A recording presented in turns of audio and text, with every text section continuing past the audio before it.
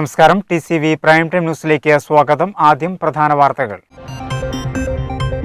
സംസ്ഥാനത്ത് ഇന്ന് ആശ്വാസത്തിന്റെ ദിനം. രോഗബാധിതരുടെ എണ്ണം കുറഞ്ഞു. രോഗമുക്തരുടെ പ്രതിദിന എണ്ണം 1,00,000-നടുത്ത്. 21,402 പുതിയ രോഗികൾ. പരിശോധിച്ചത് 86,505 സാമ്പിളുകൾ. രോഗമുക്തർ 99,651 പേർ. 87 മരണങ്ങൾ കൂടി സ്ഥിരീകരിച്ചു. ലോക്ഡൌൺ ഫലം കണ്ടെന്ന് മുഖ്യമന്ത്രി. ജില്ലയിൽ 2,941 പേർക്ക് പുതുതായി രോഗം. 4,050 പേർക്ക് രോഗമുക്തി. ടെസ്റ്റ് പോസിറ്റിവിറ്റി നിരക്ക് 32.03%. ട്രിപ്പിൾ ലോക്ഡൌണിന്റെ ഭാഗമായി ജില്ലയിൽ കൂടുതൽ നിയന്ത്രണങ്ങൾ ഏർപ്പെടുത്തി. വിവാഹം, മെഡിക്കൽ, എമർജൻസി എന്നിവയ്ക്ക് മാത്രമാണ് യാത്രയ്ക്ക് അനുമതി. അവശ്യ സേവന വിഭാഗങ്ങൾക്ക് പ്രത്യേക പാസ് ഉപയോഗിച്ച് യാത്ര ചെയ്യാം. തിരുപ്പുറത്തൂരിൽ വെന്റിലേറ്ററിൽ ലഭ്യമാകാത്തതിനെ തുടർന്ന് കോവിഡ് ബാധിതയായി ചികിത്സയിലായിരുന്ന വയോധിക മരണപ്പെട്ടു. പുറത്തൂർ സ്വദേശിനി ഫാത്തിമയാണ് മരിച്ചത്. ട്രിപ്പിൾ ലോക്ക് ഇട്ടിട്ടും തിരൂരിൽ അന്യസംസ്ഥാന തൊഴിലാളികൾ കോവിഡ് പ്രോട്ടോകോൾ ലംഘിച്ച് സംഘം ചേരുന്നതായി പരാതി.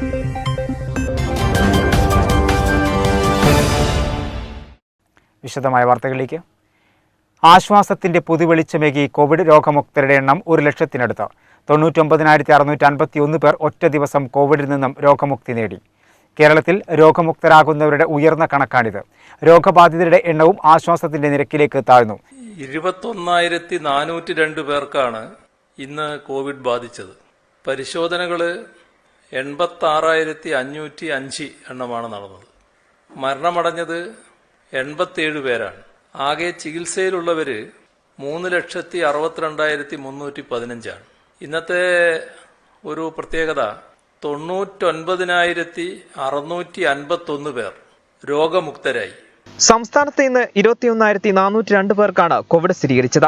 മലപ്പുറം 2,941, തിരുവനന്തപുരം 2,364, എറണാകുളം 2,315, തൃശൂർ 2,045, കൊല്ലം 1,946, പാലക്കാട് 1,871, ആലപ്പുഴ 1,679, കണ്ണൂർ 1,641, കോഴിക്കോട് 1,492, കോട്ടയം 1,349, കാസർഗോഡ് 597, പത്തനംതിട്ട 490, ഇടുക്കി 461, വയനാട് 211 എന്നിങ്ങനെയാണ് ജില്ലകളിൽ നിന്ന് രോഗബാധ സ്ഥിരീകരിച്ചത്.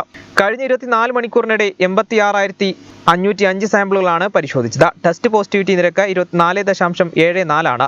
ആകെ 11 പേരിലാണ് ജനിതക വകഭേദം വന്ന വൈറസിനെ കണ്ടെത്തിയത്. കഴിഞ്ഞ ദിവസങ്ങളിലുണ്ടായ 87 മരണങ്ങളാണ് കോവിഡ് മൂലമാണെന്ന് ഇന്ന് സ്ഥിരീകരിച്ചത്. ഇതോടെ ആകെ മരണം 6,515 ഇന്ന് രോഗം സ്ഥിരീകരിച്ചതിൽ 100 പേർ സംസ്ഥാനത്ത് നിന്ന് പുറത്തുനിന്ന് വന്നവരാണ്. 19,612 പേർക്ക് സമ്പർക്കത്തിലൂടെയാണ് രോഗം ബാധിച്ചത്. 1,610 പേരുടെ സമ്പർക്ക ഉറവിടം വ്യക്തമല്ല. 80 ആരോഗ്യ പ്രവർത്തകർക്കാണ് ഇന്ന് രോഗം ബാധിച്ചത്. രോഗം സ്ഥിരീകരിച്ച് ചികിത്സയിലായിരുന്ന 99,651 പേർ രോഗമുക്തി നേടി. സംസ്ഥാനത്തെ വിവിധ ജില്ലകളിൽ 10,19,085 പേരാണ് ഇപ്പോൾ നിരീക്ഷണത്തിൽ ഉള്ളത്. 3,630 പേരെയാണ് പുതുതായി ആശുപത്രിയിൽ പ്രവേശിപ്പിച്ചത്. ജില്ലയിലും ആശ്വാസത്തിന്റെ കണക്കുകൾ. 2,941 പേർക്കാണ് പുതുതായി രോഗം ബാധിച്ചത്. 4,050 പേർ രോഗമുക്തരായി. 32.03% മലപ്പുറം ജില്ലയിലെ ടെസ്റ്റ് പോസിറ്റിവിറ്റി നിരക്ക്. 2,858 പേർക്കും നേരിട്ടുള്ള സമ്പർക്കത്തിലൂടെ രോഗബാധ എന്നത് ആശങ്കയേറ്റുന്നു. ആകെ മരണസംഖ്യ 754. കോവിഡ് പ്രതിരോധ പ്രവർത്തനങ്ങൾ ശക്തിപ്പെടുത്തുന്നതിനൊപ്പം മലപ്പുറം ജില്ലയിൽ കോവിഡ് പ്രതിരോധ രോഗികളുടെ എണ്ണത്തിൽ നേരിയ കുറവുണ്ട്. തിങ്കളാഴ്ച 2,941 പേർക്കാണ് വൈറസ് ബാധ സ്ഥിരീകരിച്ചത്. 32.3% ജില്ലയിൽ ടെസ്റ്റ് പോസിറ്റിവിറ്റി നിരക്ക്. എന്നാൽ രോഗികളുമായി നേരിട്ടുള്ള സമ്പർക്കത്തിലൂടെ വൈറസ് ബാധിതരാകുന്നവരുടെ എണ്ണത്തിൽ കാര്യമായ മാറ്റമില്ല.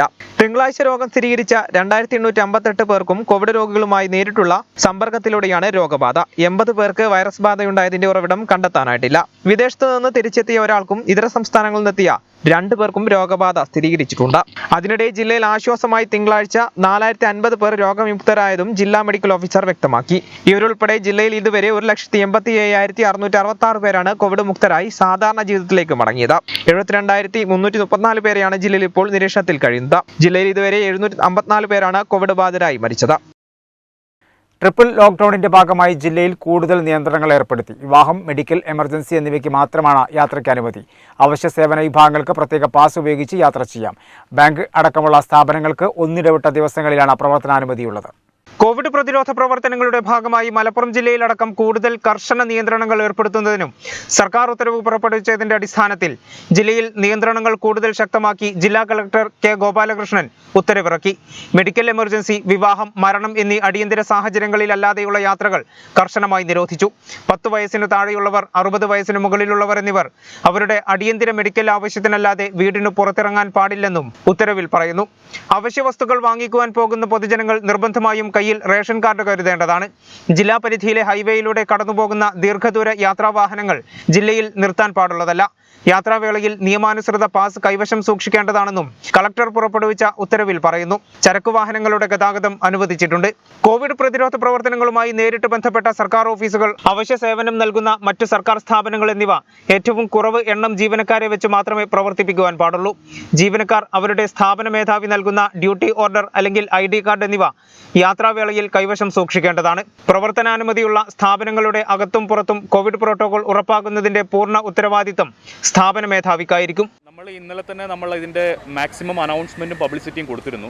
അതുപോലെ തന്നെ ഇന്നലെ കണ്ടെയ്ൻമെന്റ് സോണുകൾ അടച്ചുപൂട്ടാനുള്ളത് പരമാവധി നമ്മൾ അവരുടെ സഹകരണത്തോടെ ചെയ്തിരുന്നു. അതുകൊണ്ട് തന്നെ ജനങ്ങൾക്ക് കൃത്യമായിട്ട് മെസ്സേജ് എത്തിയിട്ടുണ്ട്. അതുകൊണ്ട് തന്നെ പൂർണ്ണമായി സഹകരിക്കുന്നുണ്ട്. നമ്മളെല്ലാവരെയും, എല്ലാ സ്റ്റേക്ക് ഹോൾഡേഴ്സിനെയും വിളിച്ചറിയിച്ചിട്ടുണ്ട്. പരമാവധി സഹകരിക്കുന്നുണ്ട്. അനാവശ്യമായി പുറത്തിറങ്ങുന്ന വാഹനങ്ങളൊക്കെ തന്നെ നമ്മൾ രാവിലെ തന്നെ പിടിച്ചെടുക്കുന്നുണ്ട്. ജില്ലയുടെ ടോട്ടൽ പോലീസ് ഫോഴ്സ് മൊബിലൈസ്ഡ് ആണ്. നമ്മൾ സ്പെഷ്യൽ യൂണിറ്റിലുണ്ടായിരുന്ന കംപ്ലീറ്റ് ആൾക്കാരും പോലീസ് സ്റ്റേഷനിൽ അറ്റാച്ച്ഡ് ആണ്. അപ്പോൾ പരമാവധി പോലീസ് ഉദ്യോഗസ്ഥരുണ്ട്. MSPയുടെ 150 സ്ട്രെങ്ത് ഉണ്ട്. അതുപോലെ തന്നെ RRFന്റെ സ്ട്രെങ്ത് ഉണ്ട്. അതുപോലെ തന്നെ district crime, state crime branch ഉണ്ട്. അപ്പം എല്ലാവരും ഫുള്ളി ഫീൽഡിലുണ്ട്. നമ്മൾ എല്ലാ ഗവൺമെൻറ് ഓഫീസുകളും 25% സ്ട്രെങ്ത്തിൽ മാത്രമേ വർക്ക് ചെയ്യാമെന്ന് പറഞ്ഞിട്ടുണ്ട്. അപ്പോൾ അതിന് ഇന്നലെ തന്നെ നമ്മളുടെ DDMA മീറ്റിങ്ങിൽ എല്ലാ ഡിപ്പാർട്ട്മെൻറ്റുകളുടെയും ഹെഡുകളോട് സംസാരിച്ചതാണ്. അപ്പോൾ പരമാവധി ആൾക്കാർ കുറഞ്ഞിട്ടുണ്ടെന്നാണ് എൻ്റെ ഒരു വിശ്വാസം. അത്രയധികം ആൾക്കാരില്ല. പിന്നെ തിങ്കളാഴ്ച ഈ ബാങ്കിൻ്റെ വർക്കിംഗ് ഡേ ആയതുകൊണ്ട് ഉച്ചവരെ ഉള്ളതുകൊണ്ട് കുറച്ച് സ്റ്റാഫുകൾ ഇറങ്ങിയിട്ടുണ്ട്. അല്ലെങ്കിൽ തന്നെ പൊതുവെ ക്രൗഡ് വളരെ കുറവാണ്. ബാങ്ക്, ഇൻഷുറൻസ് സ്ഥാപനങ്ങൾ എന്നിവ തിങ്കൾ, ബുധൻ, വെള്ളി എന്നീ ദിവസങ്ങളിൽ ഏറ്റവും കുറവ് ജീവനക്കാരെ വെച്ച് കോവിഡ് മാനദണ്ഡങ്ങൾ പാലിച്ച് രാവിലെ 10 മണി മുതൽ ഉച്ചയ്ക്ക് 1 മണി വരെ പ്രവർത്തിക്കാൻ അനുമതിയുണ്ട്. ബാങ്ക് ഇതര സാമ്പത്തിക സ്ഥാപനങ്ങൾക്ക് പ്രവർത്തനാനുമതി നിഷേധിച്ചു. ആശുപത്രികൾ, മെഡിക്കൽ അനുബന്ധ സ്ഥാപനങ്ങൾ, വ്യവസായങ്ങൾ, മെഡിക്കൽ ലാബ്, ഭക്ഷ്യ അനുബന്ധ വ്യവസായങ്ങൾ, മീഡിയ എന്നിവയ്ക്ക് കോവിഡ് മാനദണ്ഡങ്ങൾ പാലിച്ചുകൊണ്ട് പ്രവർത്തിക്കാനും അനുമതിയുണ്ട്. പാൽ, പത്രം, മത്സ്യം, മാംസം എന്നിവ രാവിലെ 8 മണിക്കകം വിതരണം പൂർത്തിയാക്കേണ്ടതാണ്. പാൽ സംഭരണം രാവിലെ 8 മണി വരെയും വൈകുന്നേരം 3 മണി മുതൽ വൈകുന്നേരം 5 മണി വരെയും കോവിഡ് മാനദണ്ഡങ്ങൾ പാലിച്ചുകൊണ്ട് നടത്തുന്നതിന് അനുവാദമുണ്ട്. റേഷൻ കടകൾ, ഭക്ഷ്യ അവശ്യ വസ്തുക്കളുടെ കച്ചവട സ്ഥാപനങ്ങൾ, മിൽമ സ്ഥാപനങ്ങൾ എന്നിവ ഉച്ചയ്ക്ക് 2 മണി വരെ മാത്രമേ പ്രവർത്തിപ്പിക്കുവാൻ പാടുള്ളൂ. പച്ചക്കറി മൊത്ത വിതരണ കേന്ദ്രങ്ങൾ പുലർച്ചെ 3 മണി മുതൽ രാവിലെ 7 മണി വരെ പ്രവർത്തിക്കാൻ അനുമതിയുള്ളൂ. പൊതുവിടങ്ങൾ, തദ്ദേശ സ്വയംഭരണ സ്ഥാപനങ്ങൾ അണുവിമുക്തമാക്കണം. തുറന്നു പ്രവർത്തിക്കുന്ന എല്ലാ സ്ഥാപനങ്ങളും സ്ഥാപന ഉടമകൾ ദിവസവും അണുവിമുക്തമാക്കണം. ഹാർബർ പ്രവർത്തിപ്പിക്കുവാൻ പാടുള്ളതല്ല. മത്സ്യബന്ധനത്തിനും വിലക്കേർപ്പെടുത്തിയിട്ടുണ്ട്. പെട്രോൾ പമ്പുകൾ സുരക്ഷാ മാനദണ്ഡങ്ങൾ പാലിച്ചുകൊണ്ട് പ്രവർത്തിക്കാം. വിവാഹ ചടങ്ങുകൾ പരമാവധി മാറ്റിവെക്കണം. ഒഴിവാക്കാനാകാത്ത വിവാഹങ്ങളും മരണാനന്തര ചടങ്ങുകളും പരമാവധി 20 ആളുകളെ പങ്കെടുപ്പിച്ച് സുരക്ഷാ മാനദണ്ഡങ്ങൾ പാലിച്ചുകൊണ്ട് നടത്താം. മറ്റു യാതൊരുവിധ ഒത്തുകൂടലുകളും പാടില്ല. ജില്ലയിൽ ആരാധനാലയങ്ങളിൽ ഭക്തർക്ക് പ്രവേശനമുണ്ടായിരിക്കില്ല. നിലവിൽ പുരോഗമിച്ചുകൊണ്ടിരിക്കുന്ന പൊതുനിർമ്മാണ പ്രവർത്തികൾ കോവിഡ് മാനദണ്ഡങ്ങൾ പാലിച്ചുകൊണ്ട് തുടരുവാൻ അനുവദിക്കുന്നുമുണ്ട്. 18 വയസ്സിന് മുകളിലുള്ളവർക്ക് ഇന്നു മുതൽ വാക്സിൻ നൽകി തുടങ്ങും. 44 വയസ്സുവരെ പ്രായമുള്ള മുൻഗണനാ വിഭാഗത്തിൽപ്പെട്ടവർക്കാണ് തുടക്കത്തിൽ വാക്സിൻ നൽകുന്നത്. ഇതിനായി 46,000 ഡോസ് കോവിഡ് ഷീൽഡ് വാക്സിനും 18,200 ഡോസ് കോവാക്സിനും ജില്ലയിലെത്തിച്ചു. കോവിഡ് ബാധിച്ചാൽ ഗുരുതരമാകുന്ന രോഗങ്ങളുടെ 18നും 45നും ഇടയിൽ പ്രായമുള്ളവർക്കാണ് നിലവിൽ വാക്സിൻ വിതരണം ആരംഭിച്ചത്. ഹൃദയ സംബന്ധമായ അസുഖങ്ങളുള്ളവർക്ക്, പ്രമേഹബാധിതർ, വൃക്ക, കരൾ രോഗികൾ തുടങ്ങി 20 തരം രോഗമുള്ളവർക്കാണ് മുൻഗണന. കഴിഞ്ഞ 2 ദിവസങ്ങളിലായി മുൻഗണനാ വിഭാഗങ്ങളിലായി 1,90,745 പേരാണ് വാക്സിനേഷനായി സംസ്ഥാന സർക്കാരിന്റെ പ്രത്യേക വെബ് പോർട്ടലിൽ രജിസ്റ്റർ ചെയ്തത്. ഇതിൽ രോഗവുമായി ബന്ധപ്പെട്ട് രേഖകൾ അപ്ലോഡ് ചെയ്ത 40,786 പേർ മാത്രമാണ്. എന്നാൽ ആരോഗ്യവകുപ്പിന്റെ ജില്ലാതല പരിശോധനകൾക്ക് ശേഷം 1,421 പേർക്ക് മാത്രമാണ് വാക്സിൻ എടുക്കാനുള്ള അനുമതി ലഭിച്ചത്. വാക്സിൻ എടുക്കേണ്ട സ്ഥലവും തീയതിയും സമയവും കൃത്യമായി SMS വഴി നൽകുന്നതിനാൽ വാക്സിനേഷൻ കേന്ദ്രങ്ങളിൽ തിരക്കൊഴിവാക്കാനായിട്ടുണ്ട്. ആദ്യം അപേക്ഷിച്ചത് അനുമതി ലഭിക്കാത്തവർക്ക് മതിയായ രേഖകൾ സഹിതം വീണ്ടും അപേക്ഷിക്കാനാണ് ഒരവസരമുണ്ട്. ട്രിപ്പിൾ ലോക്ക്ഡൌൺ നിലനിൽക്കുന്ന തിരുവനന്തപുരം ഉൾപ്പെടെ ചില ജില്ലകളിൽ മുൻഗണനാ വിഭാഗത്തിൽപ്പെട്ടവർക്കായി ഒരു വാക്സിനേഷൻ കേന്ദ്രമാണ് പ്രവർത്തിക്കുന്നത്. അതേസമയം 45-ന് മുകളിൽ പ്രായമുള്ളവർക്കുള്ള വാക്സിനേഷൻ നടപടികളും സംസ്ഥാന വ്യാപകമായി പുരോഗമിക്കുന്നുണ്ട്. ഒരു ഇടവേള.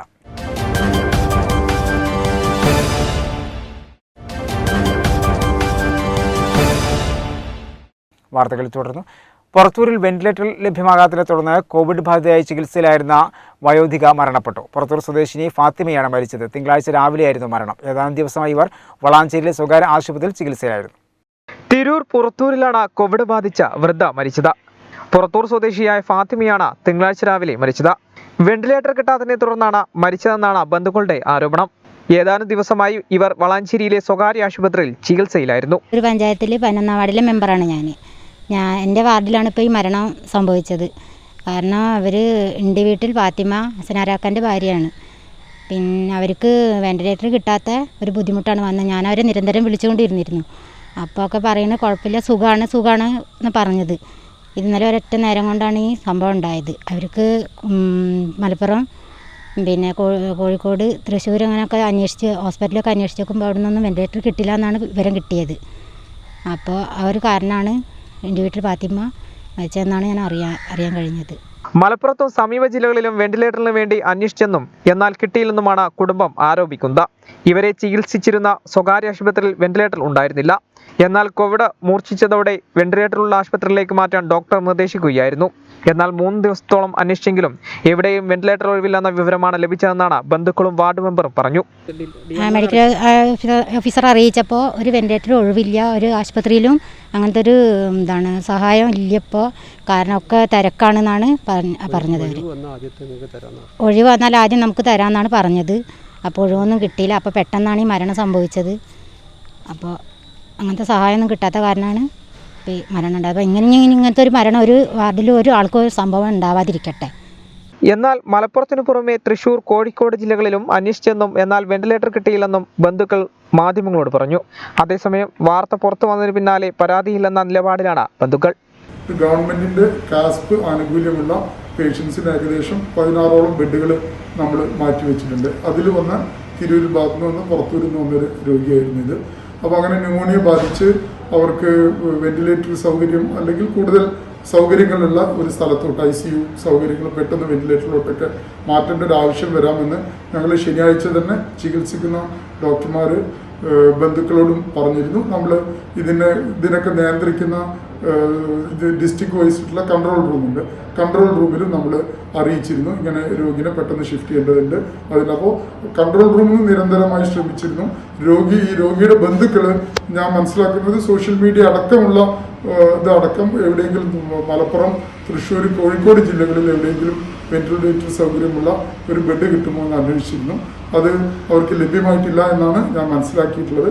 അങ്ങനെയാണ് വൈകുന്നേരം ഈ പേഷ്യൻറ്റിൻ്റെ നില വഷളാവുകയും ഇന്നലെ ഒരു ഏകദേശം 80 വയസ്സോളം പ്രായമുള്ള ഒരു രോഗിയാണ്. ഇന്നലെ രാത്രിയാണ് രോഗി മരണപ്പെട്ടത്. തിരൂർ നഗരസഭയിൽ നിയുക്ത MLA കുറുക്കോളി മൊയ്തീന്റെ നേതൃത്വത്തിൽ യോഗം ചേർന്നു. ഇതുവരെയുള്ള പ്രതിരോധ പ്രവർത്തനങ്ങൾ യോഗം സന്തുഷ്ടി രേഖപ്പെടുത്തി. CFLTC സജ്ജീകരിച്ചത് പെട്ടെന്ന് പ്രാവർത്തികമാക്കാൻ ജില്ലാ ആശുപത്രി അധികൃതർ നിർദ്ദേശം നൽകി. തിരൂർ നഗരസഭയിൽ കോവിഡ് വ്യാപനം തടയുന്നതിന് മുനിസിപ്പൽ തല RRT യോഗം ചേർന്ന സ്ഥിതിഗതികൾ വിലയിരുത്തി. നിയുക്ത MLA കുറുക്കോളി മൊയ്തീൻ യോഗം ഉദ്ഘാടനം ചെയ്തു. ഇതുവരെയുള്ള പ്രവർത്തനങ്ങളിൽ യോഗം സന്തുഷ്ടി രേഖപ്പെടുത്തി. നഗരസഭയിൽ ആരംഭിച്ച DCCE ഇപ്പോൾ 18 പേരുണ്ട്. 50ഓളം ബെഡുകൾ ഇവിടെയുണ്ട്. ആവശ്യമെങ്കിൽ മറ്റു സ്ഥലം കൂടി സജ്ജീകരിക്കും. വാർഡുതല RRTകൾക്ക് ആവശ്യമായ ഉപകരണങ്ങൾ നൽകും. CFLTC സജ്ജീകരിച്ചത് പെട്ടെന്ന് പ്രാവർത്തികമാക്കാൻ ജില്ലാ ആശുപത്രി അധികൃതർക്ക് നിർദ്ദേശം നൽകി. കോവിഡ് വാക്സിനേഷൻ സൗകര്യം ടൗൺ ഹാളിൽ ഏർപ്പെടുത്തും. അന്നാര NUHM സെന്ററിലും ചെമ്പ്ര പൂക്കയിൽ സബ് സെന്ററുകളിലും വാക്സിനേഷൻ സൗകര്യങ്ങൾ ഏർപ്പെടുത്തുന്നത് ആലോചിക്കും.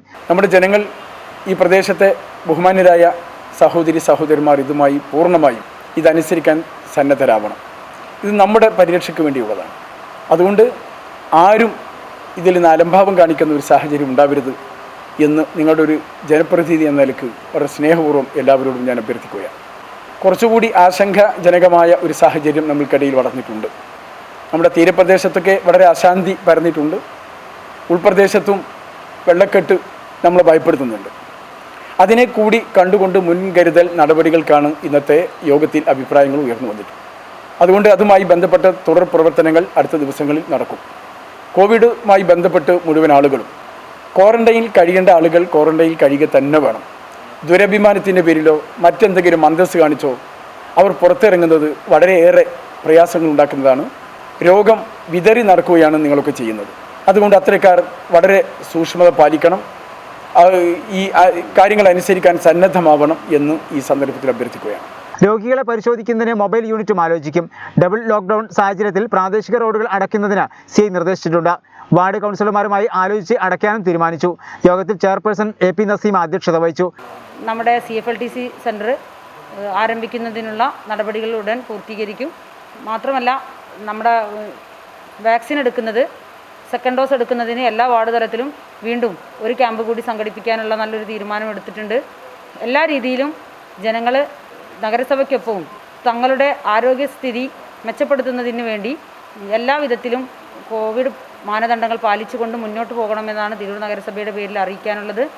എന്തായാലും ഈ പ്രതിസന്ധി നമ്മൾ തരണം ചെയ്യും എന്ന് മാത്രം പറഞ്ഞുകൊണ്ട് വൈസ് ചെയർമാൻ പി രാമൻകുട്ടി, ആരോഗ്യ സ്ഥിരം സമിതി അധ്യക്ഷ Fathimath Sajana, Tirur CI TP Farshad, advocate S Girish, secretary Sivadas, ആശുപത്രി superintendent Baby Lakshmi, KK Thangal, DE Babu, advocate Naseer Ahammed, HI Subramanian, JHI Khalid തുടങ്ങിയവർ യോഗത്തിൽ പങ്കെടുത്തു. മഴക്കെടുതിയിൽ ജില്ലയിലാകെ ലക്ഷങ്ങളുടെ കൃഷിനാശം സംഭവിച്ചതായി കണക്കുകൾ. 1860 കർഷകർക്കാണ് വിവിധ വിളകളിലായി നഷ്ടം സംഭവിച്ചത്. വാഴ, നെല്ല്, പച്ചക്കറി, തെങ്ങ് കർഷകർക്കും നാശം സംഭവിച്ചു. കഴിഞ്ഞ 3 ദിവസമായി തുടരുന്ന കനത്ത മഴയിലും കാറ്റിലും ജില്ലയിലുണ്ടായത് 605.88 ലക്ഷം രൂപയുടെ കൃഷിനാശമാണ്. 1860 കർഷകർക്കാണ് വിവിധ വിളകളിലായി നഷ്ടം സംഭവിച്ചത്.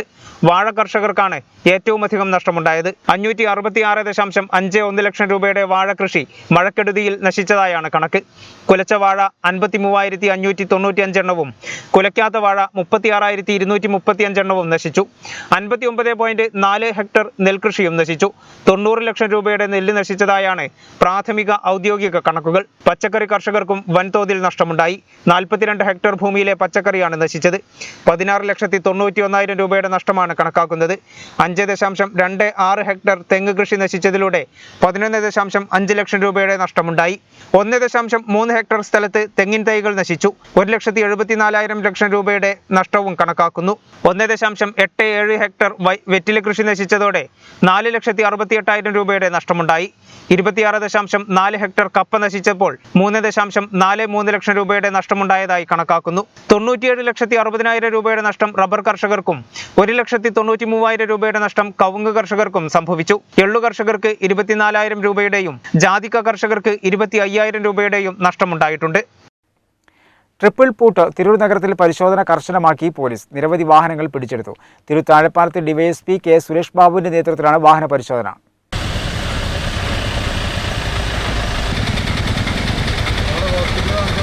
കോവിഡ് വ്യാപനം രൂക്ഷമായി വർദ്ധിച്ച സാഹചര്യത്തിൽ ജില്ലയിൽ ഉൾപ്പെടെ ഏർപ്പെടുത്തിയ വാഹന പരിശോധനയിൽ 100-ലധികം വാഹനങ്ങൾ പിടിച്ചെടുത്തതായി തിരൂർ DYSP സുരേഷ് ബാബു പറഞ്ഞു. രാവിലെ തന്നെ നിരവധി വാഹനങ്ങൾ പിടിച്ചെടുത്തു.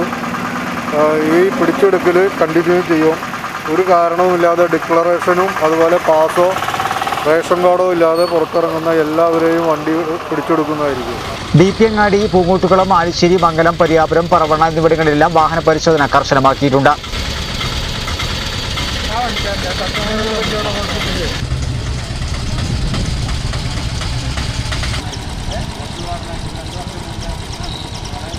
തിരൂർ താഴെപ്പാലത്ത് DYSP സുരേഷ് ബാബുവിന്റെ നേതൃത്വത്തിലാണ് വാഹന പരിശോധന നടന്നത്. ഇവിടെ നിന്നാണ് നിരവധി വാഹനങ്ങൾ പിടിച്ചെടുത്തത്. ട്രിപ്പിൾ ലോക്ക്ഡൌണിന്റെ ഭാഗമായിട്ടുള്ള വാഹന പരിശോധനയാണ് നടന്നുകൊണ്ടിരിക്കുന്നത്. നിങ്ങൾക്ക് കാണാം, നിരവധി വാഹനങ്ങളാണ് ഇപ്പോഴും റോഡിൽ ഇറങ്ങിയിരിക്കുന്നത്. ഇതിൽ 99% ആൾക്കാരും ഹോസ്പിറ്റലിൽ പോയി വരികയാണ്. അതിൽ നിന്ന് മനസ്സിലാവുന്നത് നിരവധി ആൾക്കാർ ചെക്കിങ്ങിന് പനി അസുഖങ്ങളൊക്കെ ആയിട്ട് ഒരുപാട് പേര് ഹോസ്പിറ്റലിനെ ഇപ്പോഴും ആശ്രയിച്ചുകൊണ്ടിരിക്കുകയാണ്. അപ്പോൾ നമ്മളിതിൽ നിന്ന് കണക്കാക്കുന്നത് നിരവധി നമ്മുടെ ഏരിയയിൽ തിരൂർ ഭാഗത്ത് തിരൂർ സമീപമുള്ള പഞ്ചായത്തുകളിലെല്ലാം കോവിഡ് വ്യാപനം രൂക്ഷമായിരിക്കുന്നു എന്നുള്ളതാണ്. ഇപ്പോൾ ഈ ചെക്ക് ചെയ്യുന്ന എല്ലാവരും ഹോസ്പിറ്റലിൽ പോയി വരികയാണ്. ഇത് കൺട്രോൾ ചെയ്യുന്നതിന് ശക്തമായ നടപടി തന്നെ പോലീസ് സ്വീകരിച്ചിരിക്കുകയാണ്. നിങ്ങളുടെ വീടിന് അടുത്തുള്ള എല്ലാ റോഡുകളും പോലീസ് അടച്ചിട്ടിട്ടുണ്ട്. നിങ്ങൾ തൊട്ടടുത്തുള്ള ഗ്രോസറി പച്ചക്കറി ഷോപ്പുകളിൽ പോയിട്ട് പർച്ചേസ് ചെയ്യണം. അത് ഒരാഴ്ചയ്ക്കുള്ള സാധനങ്ങൾ ഒന്നിച്ച് വാങ്ങുന്നതായിരിക്കും നല്ലത്. അല്ലാതെ വാങ്ങാൻ വരുന്നവരെ ഞങ്ങൾ തിരിച്ചു വിട്ടുകൊണ്ടിരിക്കുകയാണ്. അതുപോലെ തന്നെ റേഷൻ കാർഡ് ഒറ്റക്കം ഇരട്ടക്കം ഉള്ള ആൾക്കാർ മാത്രമാണ്. ഇന്ന് ഒറ്റക്കമാണെങ്കിൽ നാളെ ഇരട്ടക്കമുള്ള റേഷൻ കാർഡ് നമ്പറുകാരെ മാത്രമേ അനുവദിക്കുകയുള്ളൂ.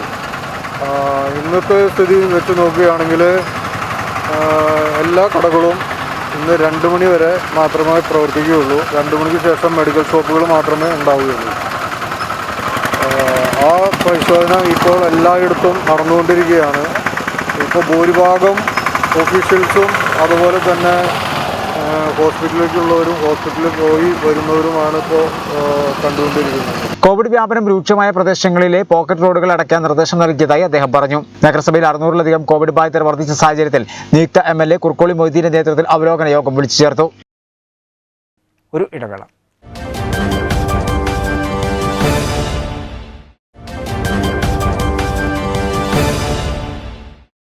വാർത്തകൾ തുടർന്നു. ട്രിപ്പിൾ ലോക്ക് ഇട്ടിട്ടും തിരൂരിൽ അന്യസംസ്ഥാന തൊഴിലാളികൾ കോവിഡ് പ്രോട്ടോകോൾ ലംഘിച്ച് കൂട്ടമായി എത്തുന്നതായി പരാതി.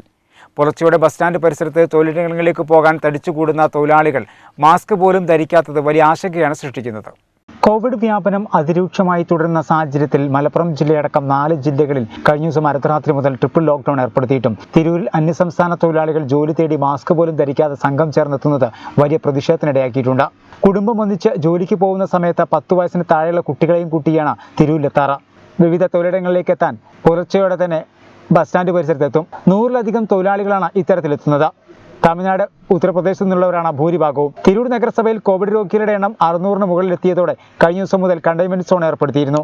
കോവിഡ് വ്യാപനം ഗുരുതരമായി തുടരുന്ന സാഹചര്യത്തിൽ രാവിലെ മുതൽ തന്നെ ബസ് സ്റ്റാൻഡ് പരിസരത്ത് കർശന പരിശോധന പോലീസിന്റെയും ആരോഗ്യവകുപ്പിന്റെയും നേതൃത്വത്തിൽ വേണമെന്നുള്ളതാണ് വ്യാപാരികളുടെയും നാട്ടുകാരുടെയും ആവശ്യം.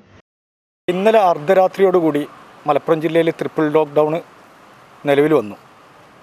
ഇന്ന് രാവിലെ തിരൂർ മുനിസിപ്പൽ ബസ് സ്റ്റാൻഡിലെ ഒരു കാഴ്ചയാണ് ഇപ്പോൾ നിങ്ങൾ കണ്ടത്.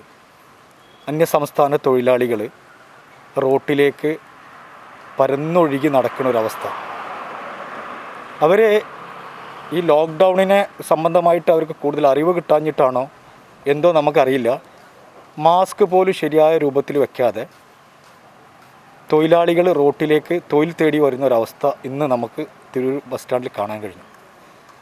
ഇത് വളരെയധികം ആശങ്കാജനകമായ ഒരു സംഭവത്തിലേക്ക് കാര്യങ്ങൾ മുന്നോട്ട് പോകും. കാരണം നമ്മുടെ തൊട്ടടുത്ത് താമസിക്കുന്ന ക്വാർട്ടേഴ്സുകളിലുള്ള അന്യസംസ്ഥാന തൊഴിലാളികളാണ് ഇവരെല്ലാം. ഒന്നില്ലെങ്കിൽ ഈ ക്വാർട്ടേഴ്സിൻ്റെ ഓണർമാർ അവരോട് പുറത്തു പോകരുന്നുള്ള കർശന നിർദ്ദേശങ്ങൾ കൊടുക്കുകയോ അതല്ലെങ്കിൽ മുനിസിപ്പൽ ഭരണസമിതി അല്ലെങ്കിൽ മുനിസിപ്പാലിറ്റിയുടെ അതിൻ്റെ ഉന്നത അധികാരികൾ ആ ക്വാർട്ടേഴ്സുമായി ബന്ധപ്പെട്ട് അവർ പുറത്തേക്ക് ഇറങ്ങുന്നതിന് കർശന നിർദ്ദേശം കൊടുക്കണം. കോവിഡ് പ്രതിരോധ പ്രവർത്തനങ്ങളിൽ പങ്കാളികളായി അധ്യാപക കൂട്ടായ്മയും കേപ്പുരം പുതുകുളങ്ങര LP സ്കൂൾ അധ്യാപക കൂട്ടായ്മയാണ് പൾസ് ഓക്സിമീറ്ററുകളും മാസ്കുകളും വിതരണം ചെയ്തത്. കോവിഡ് പ്രതിരോധ പ്രവർത്തനങ്ങളിൽ അധ്യാപക കൂട്ടായ്മയും പങ്കാളികളായി. കേപ്പുരം പുതുകുളങ്ങര LP സ്കൂളിലെ അധ്യാപക കൂട്ടായ്മയാണ് കോവിഡ് പ്രവർത്തനത്തിൽ പങ്കാളികളായത്. കോവിഡിന്റെ അതിവ്യാപനം കണക്കിലെടുത്ത് താനാളൂർ പഞ്ചായത്തിലെ 1, 22, 23 വാർഡുകളിലെ RRTമാർക്ക് ആവശ്യമായ പൾസ് ഓക്സിമീറ്ററുകളും മാസ്കുകളുമാണ് വിതരണം ചെയ്തത്. വാർഡ് മെമ്പർമാരായ ഷബ്ന ആഷിഖ്, TK നസ്രി, P ഷൺമുഖൻ എന്നിവർ ഏറ്റുവാങ്ങി. PTA president Biju T, Sini, Subramanian തുടങ്ങിയവർ പങ്കെടുത്തു. തിരുനാവായ ശിഹാബ് തങ്ങൾ ചാരിറ്റബിൾ സെന്റർ പ്രവർത്തകർ അണുനശീകരണം നടത്തി. വാർഡ് മെമ്പർ ഹാരിസ് പറമ്പിൽ പ്രവൃത്തി ഉദ്ഘാടനം ചെയ്തു. തിരുനാവായ ശിഹാബ് തങ്ങൾ ചാരിറ്റബിൾ സെന്റർ സന്നദ്ധ പ്രവർത്തകരുടെ നേതൃത്വത്തിലാണ് തിരുനാവായ പഞ്ചായത്തിലെ 9, 10 വാർഡുകളിൽ അണുനശീകരണം നടത്തിയത്. തിരുനാവായ ടൗൺ KSCB, ATM തുടങ്ങിയവയും 9-ാം വാർഡിലെ അംഗനവാടി, ആളുകൾ കൂടുന്ന കവലകൾ, കൊറോണ നെഗറ്റീവായ 7 വീടുകൾ എന്നിവയാണ് അണുമുക്തമാക്കിയത്. മെയ് 16 ദേശീയ ഡെങ്കിപ്പനി വിരുദ്ധ ദിനാചരണത്തിന്റെ ഭാഗമായി ആരോഗ്യവകുപ്പ് പ്രഖ്യാപിച്ച വീടും പരിസരവും അണുമുക്തമാക്കുക എന്നതിന്റെ ഭാഗമായി കൂടിയാണ് കവലകളിലും ടൗണിലും അണുനശീകരണം നടത്തിയത്. വാർഡ് മെമ്പർ ഹാരിസ് പറമ്പിൽ പ്രവൃത്തി ഉദ്ഘാടനം ചെയ്തു. തിരൂർ നിയോജക മണ്ഡലം വൈറ്റ് കാർഡ് ക്യാപ്റ്റൻ സിറാജ് പറമ്പിലിന്റെ നേതൃത്വത്തിൽ പറമ്പിൽ അജ്മൽ, തെക്കേ പീഡിയക്കൽ അമീൻ, ഹുസൈൻ TP, ലത്തീഫ് PP, ഷമീർ, നാസർ വടേരി, ബാബു പറമ്പിൽ, ഷാജി M തുടങ്ങിയവർ വിവിധ ഭാഗങ്ങളിൽ അണുനശീകരണ പ്രവർത്തനങ്ങളിൽ പങ്കാളികളായി. കായിക താരം മുഹമ്മദ് ഹനാന് പോലീസുകാരന്റെ സ്നേഹ സമ്മാനം. താനൂർ സ്റ്റേഷനിലെ സീനിയർ സിവിൽ പോലീസ് ഓഫീസർ സലേഷാണ് മുഹമ്മദ് ഹനാന് സ്പൈക്ക് സമ്മാനമായി നൽകിയത്. വേൾഡ് റാങ്കിങ്ങിൽ 3ാമതെത്തിയ കായിക പ്രതിഭ താനൂർ കേപ്പുരം സ്വദേശി മുഹമ്മദ് ഹനാന് പോലീസുകാരന്റെ സ്നേഹ സമ്മാനം. താനൂർ പോലീസ് സ്റ്റേഷനിലെ സിവിൽ പോലീസ് ഓഫീസർ സലേഷാണ് ഹനാന് സ്നേഹ സമ്മാനം നൽകിയത്.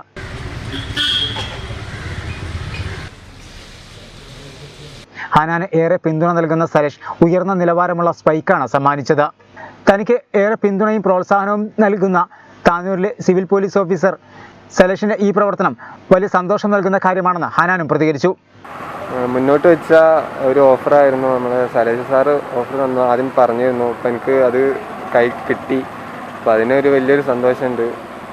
ഇതുപോലെ ഇവിടുന്ന് താന്നൂരിന്ന് ഇപ്പോൾ CI സാറും അതേമാതിരി DSP സാറൊക്കെ പുതിയ ഓഫറായിട്ട് തന്നുകൊണ്ടിരിക്കുകയാണ്. വളരെയധികം ഒരു സന്തോഷമുണ്ട്. ഈ പരിമിതമായ ഈ സൗകര്യങ്ങൾ ഉപയോഗിച്ചാണ് ഹനാൻ ഈ നേട്ടം കൈവരിച്ചിരിക്കുന്നത്.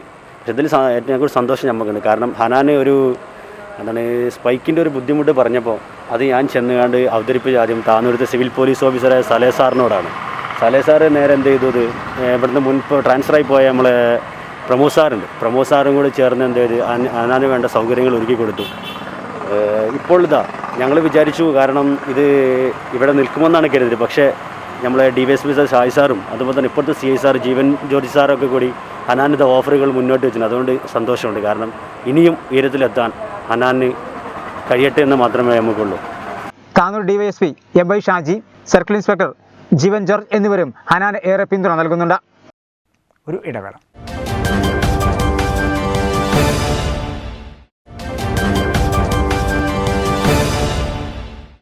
വാർത്തകൾ തുടർന്നു. INLന്റെ മന്ത്രിസഭാ പ്രവേശം ചരിത്രമാകുകയാണ്.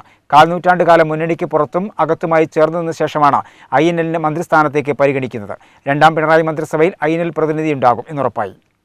പാർട്ടി രൂപീകരിക്കപ്പെട്ട് 27 വർഷങ്ങൾക്കു ശേഷമാണ് സംസ്ഥാന മന്ത്രിസഭയിലേക്കുള്ള INLന്റെ താരോദയം. കോഴിക്കോട് സൗത്ത് മണ്ഡലത്തിൽ നിന്ന് വിജയിച്ച INL ദേശീയ സെക്രട്ടറി കൂടിയായ അഹമ്മദ് ദേവർകോവിലിലൂടെയാണ് INL മന്ത്രിസഭയിലെത്തുന്നത്. ഒരു MLA മാത്രമുള്ള INL അടക്കമുള്ള കക്ഷികൾക്ക് 2.5 വർഷം മാത്രമേ മന്ത്രിപദവിയിൽ തുടരാൻ കഴിയുകയുള്ളൂവെന്നാണ് ഇടതുമുന്നണിയിലെ ധാരണ. ഈ സാഹചര്യത്തിൽ ആദ്യഘട്ടം അനുവദിക്കണമെന്ന് INL സംസ്ഥാന നേതൃത്വം LDF-ിലോട്ട് ആവശ്യമുന്നയിച്ചിരുന്നു. ഈ ആവശ്യം LDF മുന്നണി അംഗീകരിച്ചിട്ടുണ്ട്. രൂപവത്കരിക്കപ്പെട്ട് 1/4 നൂറ്റാണ്ടോളം കാലം പ്രതിബന്ധങ്ങളുടെ നീണ്ട നിരയായിരുന്നു INLന് മുന്നിൽ. ലീഗ് വിട്ട ശേഷം ഡൽഹിയിൽ ഖായിദെ മില്ലത്ത് കൾച്ചറൽ ഫോറം എന്ന പേരിൽ പ്രവർത്തിച്ച് പിന്നീടാണ് ഇന്ത്യൻ നാഷണൽ ലീഗ് ആയിട്ടുള്ള രൂപാന്തരണം. മുസ്ലിം ലീഗിൽ നിന്നുള്ള കടുത്ത എതിർപ്പിനൊപ്പം ദീർഘകാലം ഇടതുമുന്നണിയുടെ പടിക്കു പുറത്തു നിൽക്കേണ്ടി വന്നതും തിരിച്ചടിയായി. അപ്പോഴും മുന്നണി വിടാത്ത INLന്റെ രാഷ്ട്രീയ ധാർമ്മികതയ്ക്കുള്ള സമ്മാനം കൂടിയാണ് ഇപ്പോഴത്തെ ഈ മന്ത്രിസ്ഥാനം. അടിസ്ഥാനപരമായി പാർട്ടി വളരുന്നതിനിടെ നെടുംതൂണുകളായ നേതാക്കളുടെ അകാല വിയോഗവും മറ്റൊരു തരത്തിൽ പാർട്ടിയെ തളർത്തിയിരുന്നു. 2006 മുതൽ 2011 വരെ PMA സലാം MLA ആയതൊഴിച്ചാൽ മറ്റൊരാൾ ഇതുവരെ INL ബാനറിൽ നിയമസഭയിലെത്തിയിട്ടില്ല. മുതിർന്ന നേതാക്കൾക്കു ശേഷം പാർട്ടിയുടെ തലപ്പത്തേക്ക് നിയോഗിക്കപ്പെട്ട PMA സലാം പിന്നീട് INL വിട്ട് മുസ്ലിം ലീഗിൽ ചേരുകയും ചെയ്തു. ഇതിനെല്ലാം പുറമെ പിന്നീട് നടന്ന നിയമസഭാ തെരഞ്ഞെടുപ്പുകളിലെല്ലാം INL 3 സീറ്റുകളിലെങ്കിലും മത്സരിക്കാറുണ്ടെങ്കിലും തോൽവിയായിരുന്നു ഫലം. എന്നാൽ 2019 LDF-ന്റെ ഘടകകക്ഷിയായതോടെ സംഘടനാ സംവിധാനത്തിൽ വലിയ മാറ്റമുണ്ടായി. ഇത്തവണത്തെ നിയമസഭാ തെരഞ്ഞെടുപ്പിൽ 3 മണ്ഡലങ്ങളിൽ മത്സരിച്ചെങ്കിലും കോഴിക്കോട് സൗത്തിൽ വിജയം കണ്ടു. INLനെ സംബന്ധിച്ചിടത്തോളം പുതിയ മന്ത്രിപദവി പാർട്ടിയുടെ വളർച്ചയ്ക്ക് കൂടി കരുത്തേകുമെന്നാണ് വിലയിരുത്തൽ. വെട്ടം വാക്കാട് 16-ാം വാർഡിൽ യൂത്ത് ലീഗ് വൈറ്റ് കാർഡ് അംഗങ്ങൾ അണുനശീകരണം നടത്തി. വെട്ടം ഗ്രാമപഞ്ചായത്ത് വാക്കാട് 16-ാം വാർഡിലും പടിയത്തുമാണ് മുസ്ലിം യൂത്ത് ലീഗ് വെട്ടം പഞ്ചായത്ത് വൈറ്റ് കാർഡിന്റെ നേതൃത്വത്തിൽ അണുനശീകരണം നടത്തിയത്. കോവിഡ് പോസിറ്റീവായവരുടെ വീടുകളിലും അണുനശീകരണം നടത്തി. വെട്ടം പഞ്ചായത്ത് ആരോഗ്യ standing committee chairman Kalarikkal Riyas Babu, ward member Shiju Nair വീട്ടിൽ, panchayat youth league president Shefeeq കുന്നത്ത, ജാഫർ പരിയാപുരം, മൻസൂർ കാനൂർ തുടങ്ങിയവർ നേതൃത്വം നൽകി. വ്യവസായം അല്ലൈനിലെ ഫാറൂഖ് ഗ്രൂപ്പ് സ്ഥാപകനുമായ തിരു തെക്കൻകുറ്റൂർ സ്വദേശി വെള്ളേരിയിൽ സൈതാലിക്കുട്ടി ഹാജി നിര്യാതനായി. 87 വയസ്സായിരുന്നു. പ്രധാന വാർത്തകൾ ഒരിക്കൽ കൂടി. സംസ്ഥാനത്ത് ഇന്ന് ആശ്വാസത്തിന്റെ ദിനം. രോഗബാധിതരുടെ എണ്ണം കുറഞ്ഞു. രോഗമുക്തരുടെ പ്രതിദിന എണ്ണം 1 ലക്ഷത്തിനടുത്ത്. 21,402 പുതിയ രോഗികൾ. പരിശോധിച്ചത് 86,505 സാമ്പിളുകൾ. രോഗമുക്തർ 99,651 പേർ. 87 മരണങ്ങൾ കൂടി സ്ഥിരീകരിച്ചു. ലോക്ഡൌൺ ഫലം കണ്ടെന്ന് മുഖ്യമന്ത്രി. ജില്ലയിൽ 2,941 പേർക്ക് പുതുതായി രോഗം. 4,050 പേർക്ക് രോഗമുക്തി. ടെസ്റ്റ് പോസിറ്റിവിറ്റി നിരക്ക് 32.03%. ട്രിപ്പിൾ ലോക്ഡൌണിന്റെ ഭാഗമായി ജില്ലയിൽ കൂടുതൽ നിയന്ത്രണങ്ങൾ ഏർപ്പെടുത്തി. വിവാഹം, മെഡിക്കൽ, എമർജൻസി എന്നിവയ്ക്ക് മാത്രമാണ് യാത്രയ്ക്ക് അനുമതി. അവശ്യ സേവന വിഭാഗങ്ങൾക്ക് പ്രത്യേക പാസ് ഉപയോഗിച്ച് യാത്ര ചെയ്യാം. തിരുപ്പുറത്തൂരിൽ വെന്റിലേറ്ററിൽ ലഭ്യമാകാത്തതിനെ തുടർന്ന് കോവിഡ് ബാധിതയായി ചികിത്സയിലായിരുന്ന വയോധിക മരണപ്പെട്ടു. പുറത്തൂർ സ്വദേശിനി ഫാത്തിമയാണ് മരിച്ചത്. ട്രിപ്പിൾ ലോക്ക് ഇട്ടിട്ടും തിരൂരിൽ അന്യസംസ്ഥാന തൊഴിലാളികൾ കോവിഡ് പ്രോട്ടോകോൾ ലംഘിച്ച് സംഘം ചേരുന്നതായി പരാതി.